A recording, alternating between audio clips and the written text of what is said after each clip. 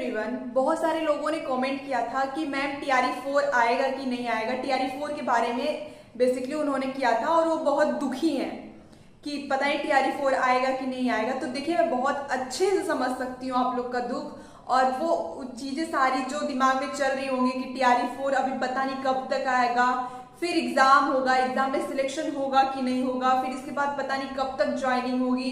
धीरे धीरे हमारी एज बढ़ रही है, एक एक दिन निकल रहा है, बहुत मुश्किल हो रहा है। ये सब चीजें मैं समझ रही हूँ क्योंकि सेम मेरे साथ हुआ था जब टीआरई 2 में मेरा नहीं हुआ था। टीआरई 3 का एग्जाम हुआ, फिर लीक हो गया, फिर टीआरई 3 कहीं जाके मार्च में हुआ था, लीक हो गया, फिर जुलाई में हुआ। तो वो फिर जुलाई के बाद दिसंबर में रिजल्ट आता है, दिसंबर के बाद मई में अगली साल समझ लो कि फिर से ज्वाइनिंग होती है। 1 साल का ड्यूरेशन है पूरा एग्जाम होने में।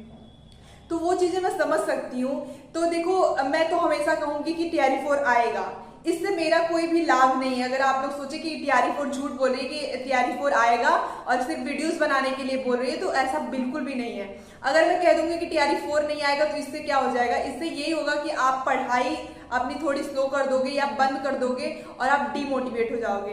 तो सबसे बड़ी चीज जो होती है वो आशा होती है और आपको हमेशा उम्मीद में रहना है कि टीआरई 4 आएगा, क्योंकि टीआरई 4 लाना आपके हाथ में नहीं है।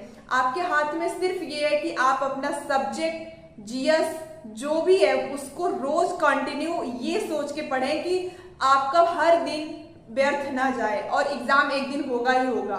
और जब एग्जाम होगा तो आप एक सिलेक्शन लेके भी रहो। ऐसा नहीं है कि बस सोचते रहो कि एग्जाम होगा कि नहीं होगा और जब एग्जाम आए तो एग्जाम हाथ से चला जाए, उतनी तैयारी ना रहे आपकी। तो इतनी अच्छी तैयारी करो कि जब एग्जाम होए तो वो जाए ना हाथ से, ठीक है? क्योंकि बहुत मुश्किल से वैकेंसीज मिल रही हैं, वो भी बिहार में ही मिल रही हैं और बाकी जगह तो देख ही रहे क्या हाल चल रहा है। यूपी में चाहे DSSB हो चाहे KVS हो, सब जगह वैकेंसी नहीं आ रही है और बस यही एक उम्मीद है टीआरई 4 की।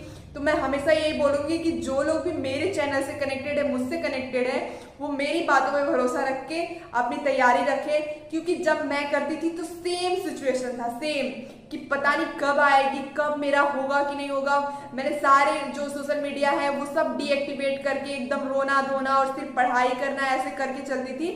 लेकिन जब रिजल्ट हुआ ना तो फिर वो सारी चीजें भूल गई और कभी कभी जब याद आती है तो लगता है कि जो होता है बहुत अच्छे के लिए होता है। और इसका एग्जाम्पल मैं दे सकती हूँ कि जब बीएड वालों को प्राइमरी से बाहर किया गया था उस समय भी मैं बहुत डिप्रेस थी और बहुत रोना धोना किया था कि अब शायद मुझे जॉब न लगे, क्योंकि प्राइमरी ही मेरी उम्मीद थी और प्राइमरी की ही मैं प्रिपरेशन कर रही थी।